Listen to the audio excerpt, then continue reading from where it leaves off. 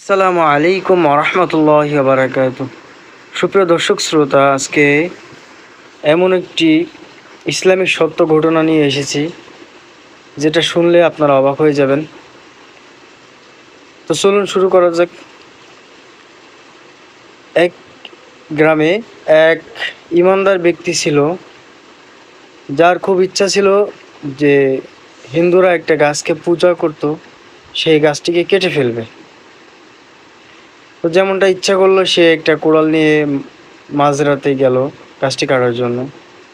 গাছটি কাটার আগ মুহূর্তে ইবলিস শয়তান তার কাছে গিয়ে বলল যে এই গাছটি কাটতে হলে আমার সাথে লড়াই করে বিজয়ী হয়ে তারপর গাছটি কাটতে হবে।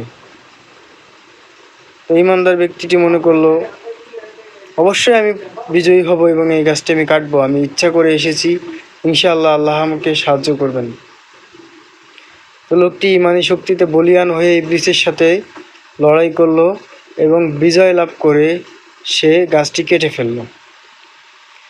সকালবেলা হিন্দুরা এসে যখন দেখলো যে তাদের গাছটি কেটে ফেলা হয়েছে, তখন তারা আরও একটি সুন্দর গাছকে নির্বাচন করে সেই গাছটিকে পূজা করা শুরু করে দিল। এইটা যখন ওই ইমানদার ব্যক্তিটা আবারও জানতে পারলো, সে চিন্তা করলো যে আমি এই গাছটিকেও কি কেটে ফেলবো। তখন আবারও একদিন মাঝরাতে ইমানদার ব্যক্তিকে কুড়াল নিয়ে বের হয়ে গেল। প্রতিমধ্যে ইবলিসের সাথে আবারও দেখা হয়ে গেল। ইবলিস শয়তান বলল যে আজকেও যদি তুমি গাছটি কাটতে যেতে চাও, তো আমার সাথে লড়াই করতে হবে। ইবলিস শয়তান একটা ফোন দিয়ে আটলো যে আগের দিন আমি হেরে গেছি, কারণ ওর সাথে ইমানি শক্তি আছে, আমি আজকেও পারবো না। ইবলিস শয়তান বলল যে দেখো, আমি যদি তোমাকে কিছু স্বর্ণ মুদ্রা দেই, তাহলে তুমি চলতে ফিরতে পারো, ভালো খেতে পারো।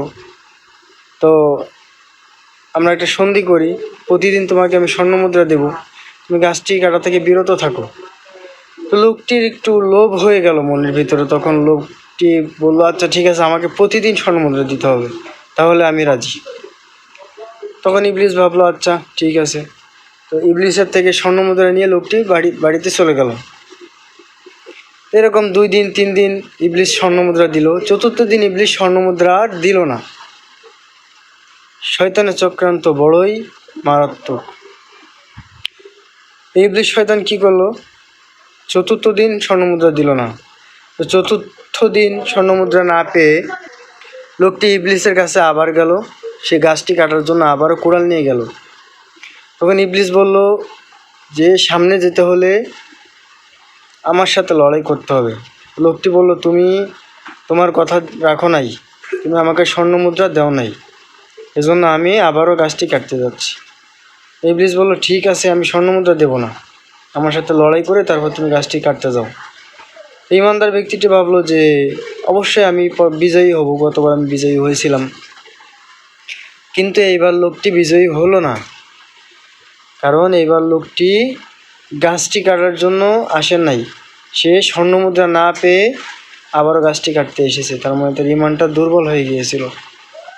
তো এই সত্য ঘটনাটা থেকে আমরা বুঝলাম যে ইমানি শক্তি নিয়ে যে কোনো বাধার সামনে দাঁড়ালেই সে বাধা পদদলিত হবে, পরাজয় বরণ করবে। আল্লাহ পাক আমাদের সকলের ইমানি শক্তি বাড়িয়ে দিন। আমার তাফিকি ইল্লা বিল্লাহ। আসসালামু আলাইকুম রহমতুল্লাহ।